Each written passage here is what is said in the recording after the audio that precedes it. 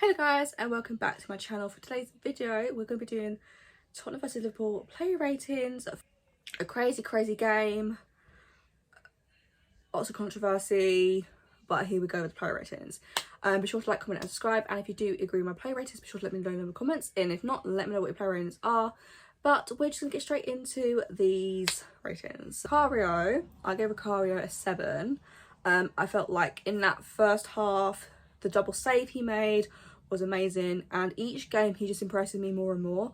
But he really stood up to the challenge in this game.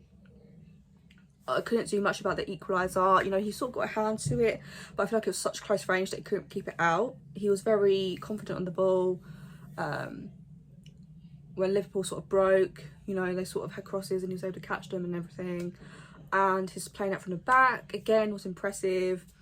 And he wasn't really tested in the second half because obviously Liverpool were down to 10 men, down to 9 men. So that's reason why. But I feel like what he had to do, he done well. It was just a very good display from Cario. Okay, moving on to Pedro Porro. We were given 9. I feel like it was another impressive display down the right, and nothing really got past him. His defending, that one time Salah had the ball and he just came storming in, like he sort of slid on the floor, got the ball, and he didn't even like knock it out like for a throw in. He kept the ball, which was very impressive.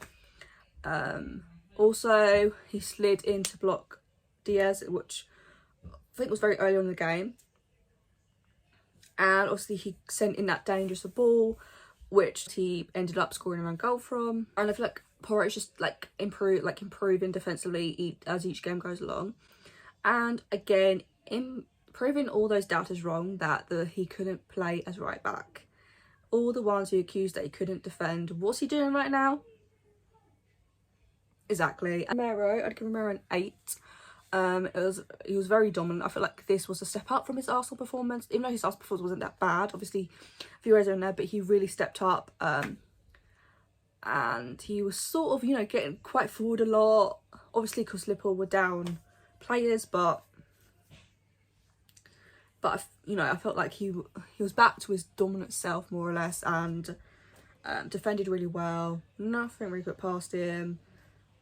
Great tackling, winning the ball back quickly, and he was the one who played the quick ball to Porro for the winner.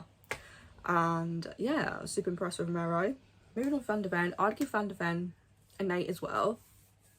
There were a few times he got caught out, like he was very good at winning the ball back, and he really showed his pace on occasions when sort of Liverpool got in a bit behind. Very defensively solid for the most part. OG, I'd give him an 8. I felt like he dealt with Salah very well, because obviously coming into the game that was going to be like a bit of a concern as to whether he was capable of keeping Salah quiet. I feel like he was 8. Udogie done that on the most part. Salah didn't really have any joy, and obviously them going down to 10 men and 9 men has to be taken into consideration. But I felt like when there was 11v11 for that like sort of first 24 minutes, Udogie handled him very well. He was unfortunate to pick up that yellow card, which was a free kick, even though technically he shouldn't have been a free kick because he won the ball, which then ended up with Liverpool's equaliser. And I felt like he was very solid, and again a bit like Porro, he just was very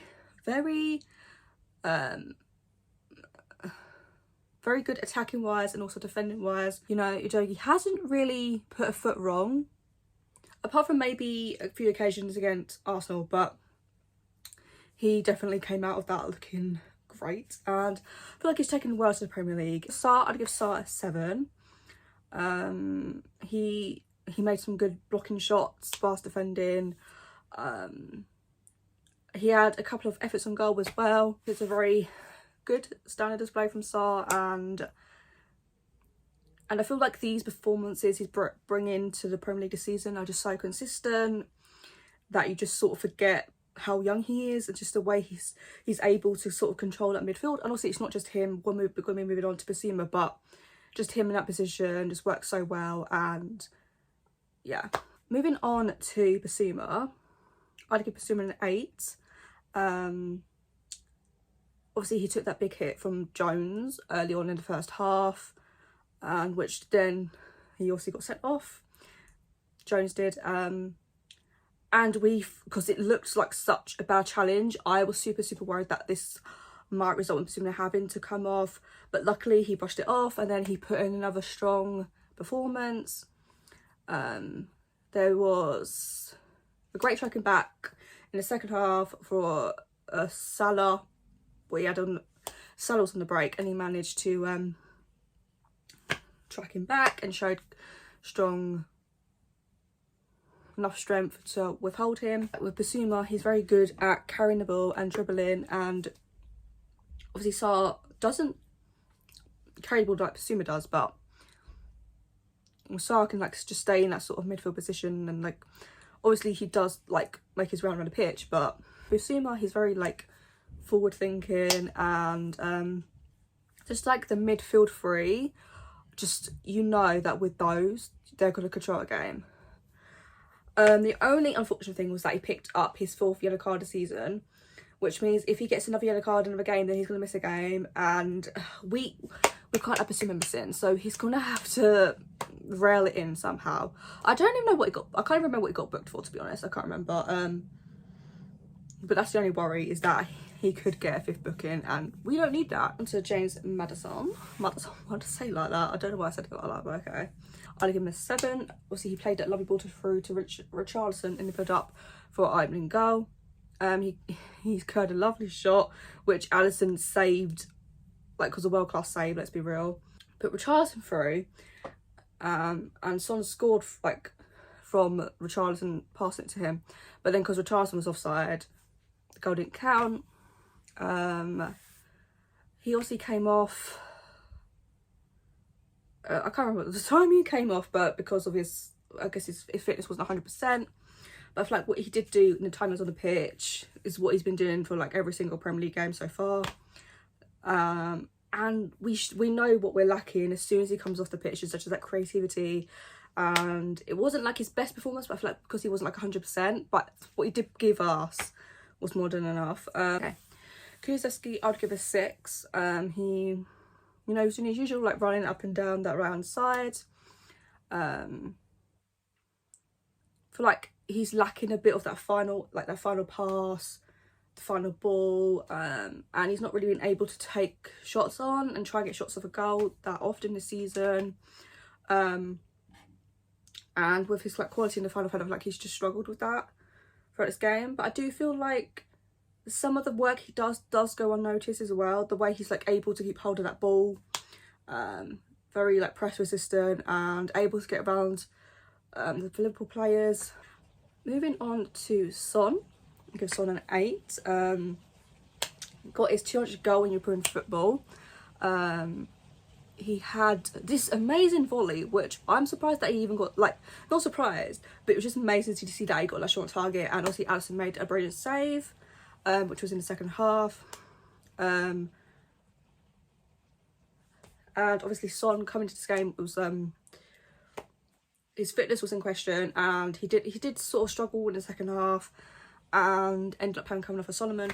But I felt like in that first half he was brilliant, and just Sonny, you know what I mean? Just, you know what you're going to get from Sonny, and him down the middle is just perfect. Moving on to the last play of the start 11, Richarlison a 7. Obviously, he was starting on the left, and I feel like him on the wing is so much better than him going through the middle. I don't know why that is, but it just feels like on the wing he is able to contribute more, which obviously he grabbed the assist for Son's goal. And I feel like this was probably his best performance of the season so far. And I feel like getting an assist, he's contributing. He hit the post, I think. I can't remember what it was, first half or second half, but he hit the post. And I feel like this was a better display from Richarlison, and hopefully this is just, like, can lay this as like a foundation, as a starting point, and his performances can go up from here. So yeah, I was quite happy with Richarlison, the way he sort of performed. Obviously we do need more for him in certain points in the game, especially late on, for like in the second half. I feel like he just can go a bit missing down the middle, and hopefully that will improve, or if not, we could just stick to him playing the wing. But it was actually good to see Richarlison start, and I feel like he gave a good display for himself, and the whole starting 11, everyone played really well, so no complaints from me. On to the subs. Obviously Solomon came off a Son. I'd probably give him like a 6. I feel like what he did do was like dribble and kept Liverpool pinning back, and obviously he was with his dribbling, he was trying to find openings, but it was just like really difficult to break down that Liverpool 8 players, and I feel like because there wasn't enough space, he couldn't really like dribble with the ball, because everyone, like Liverpool players, you know, you had the 3 and you had the 5, and it was just sort of the way they were like sort of pinned back, it was hard to find space. So I feel like with that, Solomon kind of struggled to find space and able to try and break down Liverpool, but I felt like it was a decent display when he came on.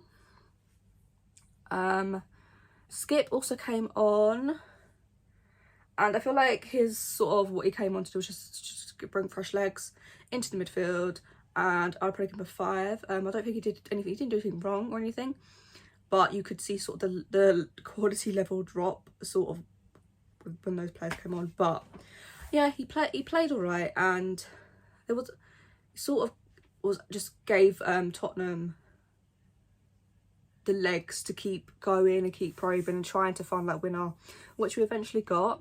And Ben Davies also came on, but I can't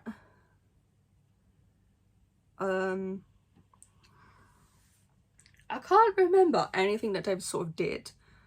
So I'm actually not going to give him a rating, because I can't remember what the time he came on was, but I feel like it was probably too late in order to give him a rating. But Valise also came on. I'm not going to give him a rating, and Højbjerg also came on.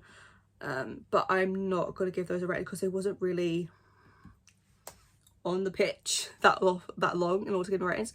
But at least getting his making his debut, I'm super excited to see what more he can bring to the team, so hopefully he gets more minutes. I feel like Luton will be like sort of the perfect game for him. So whether he's like could start him maybe, or if he's on the bench and he can come on at a set point, then depending on the fitness of like Son and everything, but I wouldn't be against starting him. Or maybe Ange would want to like introduce him slowly, I don't know. But so those are my sort of play ratings. Moving on to Ange, I'll probably give it Ange like an 8. I feel like his starting lineup worked really well. Starting with Richarlison was a good decision because he got the assist, so that worked. And I feel like Richarlison, because obviously Brendan Johnson being injured, I feel like Richarlison deserved a start, and he started on the wing, which I feel like he made a great show for himself and played really well. Like Ange's tactics maybe sort of could have gone out the window potentially, because of like the fact that Liverpool went down to like 10 men. So it's sort of, well, not really, because our tactics were always to, you know, play that attacking front start football. So, but I think maybe the approach might have been slightly altered in a way, because you were expecting Liverpool to be really open, but the fact that they had to sort of sit back and sort of defend more, so that's sort of, and you can see that Tottenham sort of struggled with that in the second half with sort of the players on the pitch, but